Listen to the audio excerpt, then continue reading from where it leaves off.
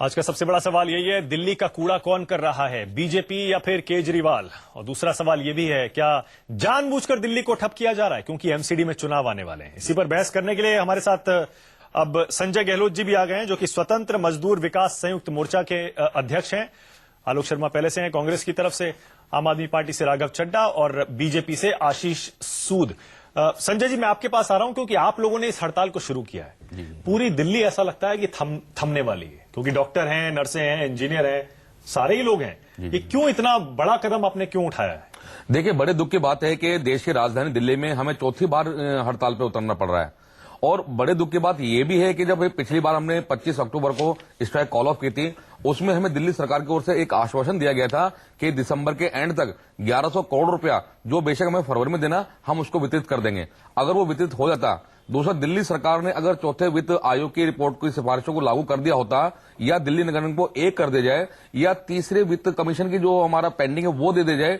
Even देखिए कितने बड़े दुख की बात है, माननीय हाईकोर्ट के आदेशों के अवहेलना की जा रही दिल्ली सरकार की ओर से, क्योंकि उन्होंने तो ये भी कहा हाईकोर्ट ने कि जो 5वां वित्त आयोग आने वाला है उसकी भी रिपोर्ट 8 हफ्ते के अंदर जारी कर देनी चाहिए। लेकिन बड़े दुख की बात है, और सबसे बड़े दुख की बात इसके ऊपर यह है कि दिल्ली के चीफ मिनिस्टर का यह कहना कि दिल्ली के तीनों निगमों ने हमें लिख के दे दिया, सरासर बेमानी है, झूठ है बिल्कुल एकदम। अच्छा संजय जी, एक बात बताइए, अब क्योंकि आपने इतने सारे ऑप्शन दे दिए कि या तो थर्ड फाइनेंस कमीशन का जो बकाया है वो दे दिया जाए, फोर्थ फाइनेंस कमीशन की रिपोर्ट लागू कर दी जाए, मैं समझना चाह रहा हूं इसके अलावा आपको नहीं लगता कि जैसे आप भी यही कह रहे थे अभी थोड़ी देर पहले कि जब से इसको तोड़ा गया एमसीडी को तब से सारी दिक्कत शुरू हुई है? ये बिल्कुल सच्चाई है। तो करवाइए ना। बिल्कुल सच्चाई है। मैं कह रहा हूं बीजेपी की सरकार केंद्र में है, ये देखिए आशीष जी बैठे हुए हैं, आप मांग क्यों नहीं करते? अब तो मेयर भी सुगबुगाहट हमें सुनाई दे रही है, मेयर भी सारे यही कहने लगे कि अब ऐसा लगता है एक ही चारा बचा है कि तीनों एमसीडी को जोड़ दिया जाए। आप ये मांग क्यों नहीं उठाते? देखिए, बिल्कुल हमारी मांग ये भी है, प्रायोरिटी पे फर्स्ट नंबर पे जो हमारी डिमांड है, सबसे पहले यही मांगे कि पहले की तरह निगमों का एकीकरण किया जाए। क्योंकि 2000 पहले से जब हमारा यूनिफाइड एमसीडी था, हमें कोई दिक्कत नहीं आती थी, क्योंकि उसमें एमसीडी को सेंट्रल गवर्नमेंट से डायरेक्ट फंड दिया जाता था। लेकिन उस समय की तत्कालीन मुख्यमंत्री की हठधर्मी से, शीला दीक्षित जी की हठधर्मी से निगम को 3 हिस्सों में बांटा गया, और उसमें साफ साफ लिखा गया कि आज के बाद अगर कभी भी निगम को वित्तीय स्थिति से जूझना पड़ेगा तो दिल्ली सरकार ही रिस्पॉन्सिबल होगी। और अच्छा, एक और चीज बताइए, क्योंकि आप तो एमसीडी में है ना, आप तो अंदर के कामकाज को अच्छी तरह समझते हैं। राघव चड्ढा कह रहे हैं, आलोक शर्मा कह रहे हैं कि एमसीडी का ये कमाई एमसीडी की बढ़ती क्यों नहीं है? नॉर्थ और ईस्ट ये दोनों इतने घाटे में क्यों हैं, जबकि साउथ में फायदा है? साउथ एमसीडी फायदे में चलती है, उसी तरह नॉर्थ और ईस्ट क्यों नहीं पैसा बना पाती है? देखिए, बार बार सिर्फ ये बकाया बकाया बकाया क्यों गाती रहती है? इसका सीधा रास्ता है। अगर हम ईस्ट दिल्ली की बात करें तो वहां केवल 2 जोन हमारे, सारा साउथ है, सारा नॉर्थ है। ना तो वहां से हाउस टैक्स से रिकवरी है, ना ही किसी और चीजों से रिकवरी है। तो क्यों नहीं है कि कॉर्पोरेशन ने 10 साल तक अपने रेवेन्यू को बढ़ाने के लिए क्यों नहीं उठाया? और जहां तक हमारे पास केजरीवाल ने पैसा रिलीज नहीं किया, और संजय जी तो ऐसा लग रहा है जैसे भाजपा के प्रवक्ता हो। मैं जानना चाहता हूं संजय जी से, क्या सैलरी देने के लिए भी रेवेन्यू जनरेशन नहीं हो पाता है कॉर्पोरेशन पे? मुंबई कॉर्पोरेशन है, तमाम छोटी छोटी कॉर्पोरेशन प्रॉफिट में चलती है।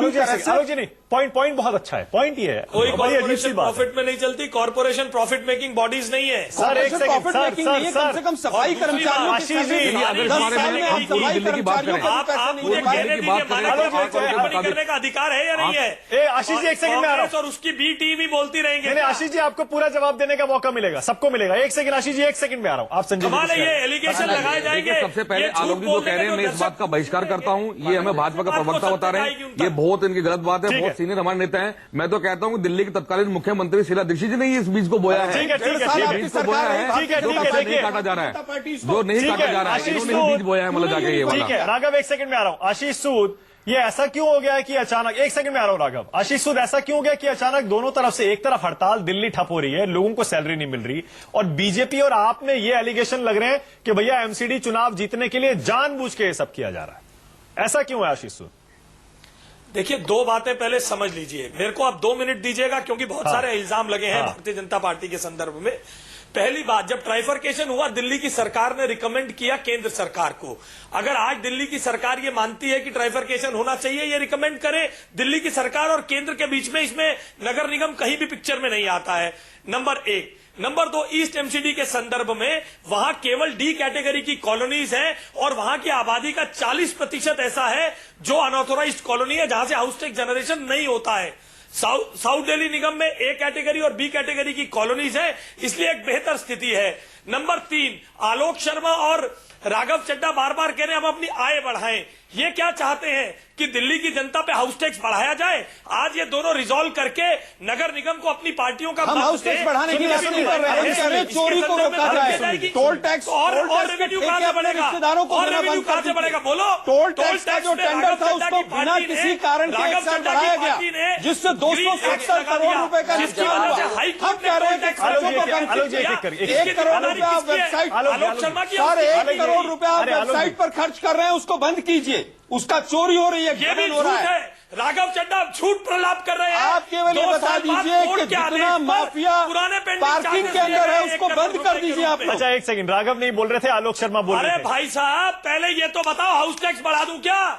तुम्हारी पार्टी का क्या मत है आलोक शर्मा? कौन कहता है हाउस टैक्स बढ़ा दो, लेकिन तमाम और भी तो रेवेन्यू जनरेशन के तरीके हैं। अच्छा ठीक है, चलिए ये सारे और कारण क्या हैं। क्या होगा? इनकी एक सेकंड देखिए, फिर हम टैक्स का टेंडर नहीं संजय एक सेकंड, अब देखिए ये तू मैं शुरू हो जाएगी। दिल्ली वाले यही देखते रहेंगे। देख लीजिए, मैं इसीलिए कह रहा हूं, आप सबको मैं चेतावनी दे रहा हूं, दिल्ली वाले देख रहे हैं, इसीलिए सोच समझ के बोलिए, क्योंकि दिल्ली वालों को ही तय करना है आखिरकार कौन एमसीडी पे राज करेगा, कौन दिल्ली सरकार पे राज करेगा। राघव चड्ढा ये बताइए, अब आप, संजय गहलोत साफ कह रहे हैं, आशीष सूद साफ कह रहे हैं कि अगर आपको भी लगता है ट्राइफरकेशन गलत था और तीनों को वापस जोड़कर सब कुछ ठीक किया जा सकता है, तो क्या आप रेकमेंड करेंगे केंद्र सरकार को कि जोड़ दीजिए फिर से? देखिए 3-4 चीजें आपके समक्ष रखना चाहूंगा। पहले तो कौन भारतीय जनता पार्टी का प्रवक्ता बन रहा है, कौन कांग्रेस का बन रहा है, वो जनता देख रही है, वो जनता के ऊपर छोड़ते हैं। जहां तक बात आप कर रहे हैं ट्राइफरकेशन की, ये इस बात में कोई दो राय नहीं है और आंकड़े ये बताते हैं कि जब से ट्राइफरकेशन हुआ है इन तमाम एमसीडीज की जो आर्थिक स्थिति है, कुछ की अच्छी हो गई, कुछ की बिगड़ गई, थोड़ी सी बिगड़ गई, उसी हिसाब से उनका रेवेन्यू भी बढ़ाया गया है और उसी हिसाब से तमाम तरीके के संशोधन करके, चाहे वो एक्ट के अंदर हो, फाइनेंस कमीशन के अंदर हो, उस प्रकार से किया गया है। आज हो क्या रहा है, आज ये बात आपके समक्ष कह रहे हैं कि क्या हम प्रॉपर्टी टैक्स बढ़ा दें, क्या हम पार्किंग चार्जेस बढ़ा दें। बात ये नहीं है बढ़ा दें, बेंगलुरु में दिल्ली से कम प्रॉपर्टीज पर प्रॉपर्टी टैक्स लिया जाता है और ज्यादा प्रॉपर्टी टैक्स इकट्ठा किया जाता है।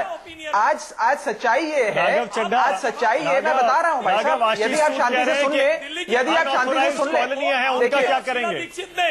अनऑथोराइज्ड कॉलोनीज का क्या करेंगे? आप हमारा कहां से ले उनसे प्रॉपर्टी टैक्स? देखिए यदि आप हमें बोलने देंगे, यदि चिल्लाते रहेंगे तो आप हमारी बात नहीं सुनेंगे। हाँ, सभी करते हैं। अनऑथोराइज्ड कॉलोनीज को लीगलाइज सारी पार्टियों ने किया है, हर सरकार ने किया है, हर सरकार ने किया है। मानक जी मेरी बात राघव कंप्लीट करिए पहले आप। राघव आप ऐसे कैसे, राघव कंप्लीट करिए, ऐसे कैसे बहस चल रही है? राघव कंप्लीट करिए। हाँ देखिए आज सवाल ये नहीं है कि ये लोग प्रॉपर्टी टैक्स बढ़ाएं कि घटाएं, आज बात यह है कि ये जनता से प्रॉपर्टी टैक्स वसूल रहे हैं। आप भी देते हैं, मैं भी देता हूं। हम कहीं मॉल में जाते हैं, कहीं मार्केट में अपनी गाड़ी पार्क करते हैं, वहां पर भी हम पार्किंग का पैसा देते हैं और टोल का पैसा भी देते हैं, पर ये टोल का पैसा जनता, आप और हम जैसे लोग जो देते हैं, वो मेयरों और भारतीय जनता पार्टी के भ्रष्ट नेताओं की जेब में जाता है। ये आए या वेतन देने में नहीं जाता है। पहली चीज। दूसरी चीज, जवाब नहीं दिया। ट्राइफरकेशन पे भी को मिलता है वो, मैं दे देता हूं, मैं दे रहा हूं जवाब।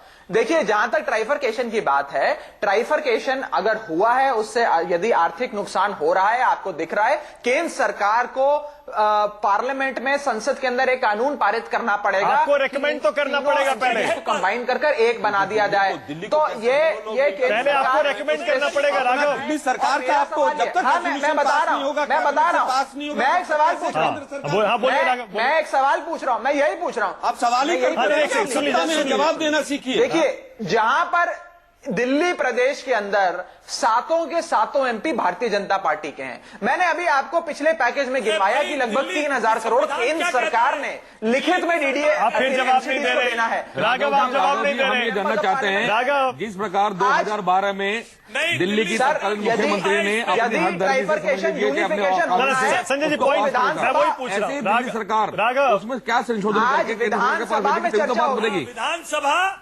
टीडीसीए पे ही करेगी। आम आदमी पार्टी के प्रवक्ता होने के नाते मैं ये बात बोल देता हूं कि यदि ट्राइफरकेशन को हटाकर यूनिफिकेशन करके आर्थिक मदद मिलती है तो बिल्कुल होना चाहिए, परंतु ये कानून पारित केंद्र सरकार करेगी तो केंद्र सरकार इस पे संज्ञान ले। अरे ठीक है राघव,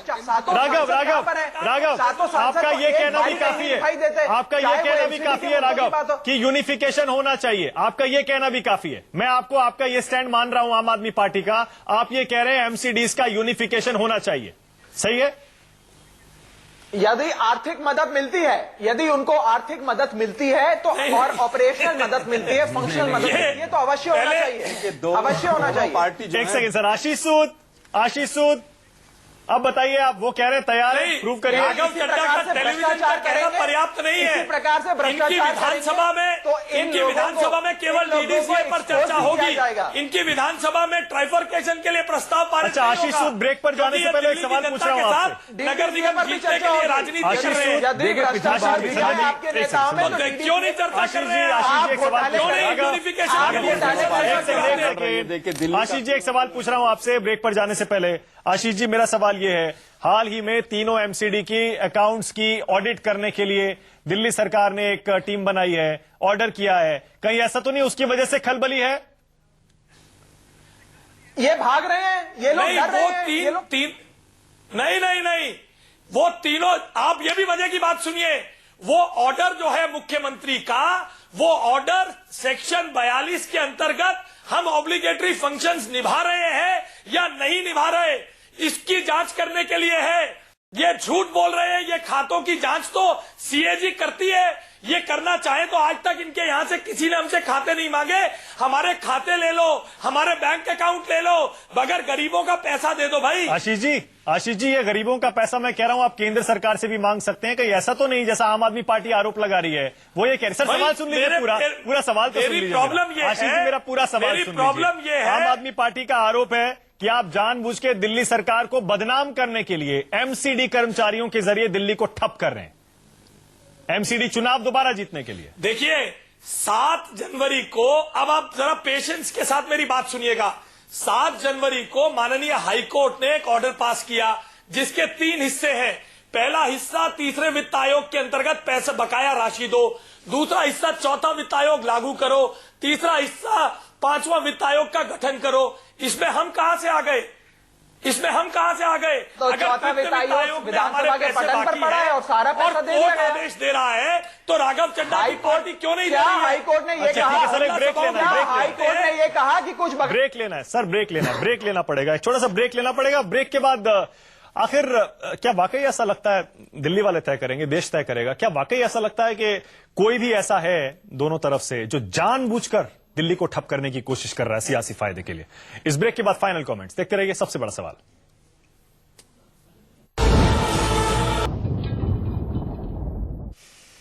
सवाल, के आखिरी पड़ाव पर हम पहुंच गए हैं। आलोक जी, क्योंकि आपको ब्रेक से पहले भी ज्यादा टाइम नहीं मिला, ऐसा लग रहा है कि जो चुनाव आ रहे हैं उसी को देखते हुए सब किया जा रहा है। देखिए, दिल्ली के अंदर दिल्ली जो है एक सियासी जंग का अखाड़ा बन गई है। दोनों ही पार्टियों ने दिल्ली का कूड़ा कर दिया। 4-4 बार एक साल के अंदर अगर सफाई कर्मचारी जो हैं वो हड़ताल कर रहे हैं, दोनों ही पार्टियों ने कहा था कि हम आएंगे तो सफाई कर्मचारियों को परमानेंट करेंगे। जानबूझकर किया जा रहा है, बिल्कुल पूरी तरह से ये लोग सींग उलझाए दोनों मिलकर कर रहे हैं, जानबूझ के इस तरह की ये कर रहे हैं कि जिससे कहीं ना कहीं दिल्ली की जनता परेशान हो, मुद्दे बने, हम विवाद करें, अपना कूड़ा उसके ऊपर डालें, उसका कूड़ा उसके ऊपर डालें, और दिल्ली जो है वो पूरी तरह से उन्होंने कूड़ा कर दिया। राघव, इससे मैसेज क्या जाएगा?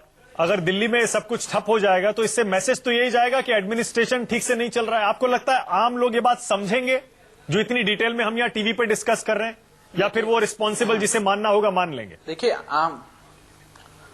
आम लोग एक चीज अवश्य जानते हैं कि दिल्ली में साफ सफाई की जिम्मेदारी संविधान के तहत एमसीडी में है, और एमसीडी पिछले 8 साल से भारतीय जनता पार्टी चला रही है। और आम लोग एक और बात भी अवश्य समझेंगे, वो ये समझेंगे कि भारतीय जनता पार्टी के प्रधानमंत्री नरेंद्र मोदी जी स्वच्छ भारत अभियान शुरू करते हैं, और उन्हीं के नाक के नीचे जिस शहर में वो रहते हैं वहां भारतीय जनता पार्टी के मेयरों ने इतनी गंदगी फैलाई हुई है। और $6 बिलियन, मैं एक बात और जोड़ दूं, भूटान, मंगोलिया, नेपाल, तमाम देशों को $1 बिलियन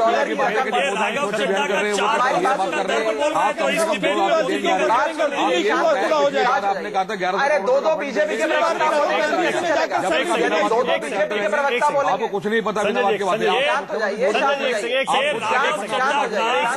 जाइए, शांत हो जाइए। वर्ल्ड क्लास सिटी बनाए, शांत हो सड़कों पर कूड़ा शांत हो जाइए, शांत हो जाइए। टाइम वेस्ट शांत हो जाइए। राघव जल्दी से खत्म करिए। आशीष जाइए, सूद बैठ मुझे जाइए, फाइनल बैठ कॉमेंट। ये राघव शांत हो चड्ढा जाइए। का जो आज- 4% का दर्द है ना, दिल्ली की केजरीवाल 4%, ये वो दिल्ली की दर्द बोल जनता रहा है राघव से चड्ढा आप का। सारे टैक्स लेते हो, केंद्र सरकार सारे टैक्स लेते हो, केंद्र सरकार स्वच्छ भारत सेस भी लेती है, परंतु लोगों को देने के लिए दिल्ली में साफ सफाई कराने के लिए केंद्र सरकार के पास पैसे नहीं है, इतना बकाया ठीक है, नहीं ठीक है राघव, आपका पॉइंट हो गया। क्लोजिंग कमेंट आशीष सूद। सर एक डीजल पर पैसे बढ़ाए जाओ जी प्लीज। आशीष सूद, डीजल पर आशीष ये सूद, पैसा क्लोजिंग किसी कमेंट। जा रहा है। और हम आलोक जी, आलोक जी, आलोक जी, आलोक जी, अरे please। भाई साहब, ये राघव पैसा जी, किसकी आपने जेब में जा रहा है? आपने दिसंबर को संजय जी एक सेकंड प्लीज। मुझे क्लोजिंग कमेंट आशीष सूद को देना पड़ेगा क्योंकि केंद्र में बीजेपी की सरकार है। आशीष सूद, क्या लग रहा है आपको, एमसीडी चुनाव में इस बार क्या होने वाला है? सर, ये राघव चड्ढा का कल का 4% का दर्द बोल रहा है, जो मोदी जी को यहाँ जिम्मेदारी में लेकर आ रहे हैं। इनके मुख्यमंत्री मनीष अरे क्या सिसोदिया बातें कर रहे और हैं? केजरीवाल की आप सरकार। साफ सफाई की बात करिए ना। अरे क्या बातें कर रही है, ये 4% का सिसोदिया दर्द ही बोल रहा है। जो तुम जैसे अरविंद केजरीवाल है, कूड़ा कर दीजिए। आपको ये भी नहीं पता कि आशीष, दिल्ली का मुख्यमंत्री कौन है? आशीष, कोई ये जिम्मेदारी नहीं समझ रहा है। सर देखिए, देखिए यही होता है, का दर्द। यही थोड़े होता है। फैक्ट लेकर बताना बैठिए, चाहेंगे बिना होगा अच्छा देखिए, अब देखिए, चार आप तीन इसका तीन चार कॉल कर लीजिए। तीन तीन वो चार 1100 करोड़ रुपए कहाँ गया? संजय जी, आपके मुख्यमंत्री ने संजय जी, कहा संजय कि जी। निगम के कमिश्नर ने हमें अरे लिख संजय के जी, कहा, वो कहाँ दिया है? संजय जी, किसी को समझ नहीं आएगा, सारे लोग एक साथ बोलेंगे। तो वैसे भी मेरे पास टाइम बिल्कुल खत्म हो गया है। अब आप देख सकते हैं, आम आदमी पार्टी बीजेपी को जिम्मेदार बताती है, एमसीडी को जिम्मेदार बताती है। बीजेपी और एमसीडी कहती है इसके लिए दिल्ली सरकार जिम्मेदार है। केंद्र सरकार की तरफ से बैठकर सिर्फ ये देखा जा रहा है कि आखिर दिल्ली में हो क्या रहा है। सफाई कर्मचारी और जो बाकी कर्मचारियों की यूनियनें हैं वो ये कहती हैं कि दिल्ली सरकार को पैसा देना है। कांग्रेस कहती है आम आदमी पार्टी और बीजेपी दोनों जिम्मेदार हैं। लेकिन इतना तो तय लगता है, जिस तरह के आरोप लग रहे हैं, एक तरफ कर्मचारियों को सैलरी नहीं मिल रही है, दिल्ली ठप होती दिख रही है, लेकिन जिस तरह आरोप प्रत्यारोप हो रहे हैं उससे ऐसा ही लगता है कि सब कुछ एमसीडी के चुनाव को देखते हुए ही किया जा रहा है।